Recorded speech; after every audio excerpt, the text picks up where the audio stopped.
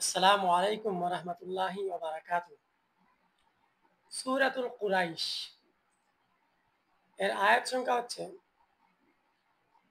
৪, অর্থাৎ লিইলাফি কুরাইশ ইলাফিহিম রিহলাতাশ শিতাই ওয়াস সাইফ ফালিয়াবুদু রাব্বা হাযাল বাইত আল্লাযী আত'আমাহুম মিন জু'ইন ওয়া আমানাহুম মিন খাউফ।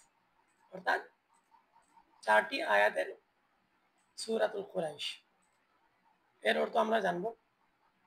তাহলে দেখি আমরা ইলাফি কুরাইশ এর অর্থ হচ্ছে কুরাইশদের একত্রীকরণের জন্য।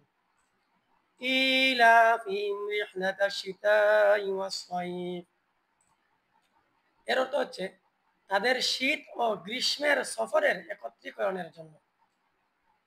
ফালিয়াবুদু রাব্বা হাযাল বাইত, তারা যেন এই গৃহের প্রভুর ইবাদত করে। রাব্বা এখানে প্রভু আছে। আল্লাযী আত'আমাহুম মিন জু'ইন ওয়া আমানাহুম মিন খাউফ, অর্থাৎ তিনি তাদেরকে ক্ষুধা থেকে আহার দিয়েছেন এবং ভয় থেকে নিরাপত্তা দিয়েছেন। এটাই হচ্ছে সূরাতুল কুরাইশ এবং তার মর্মার্থ।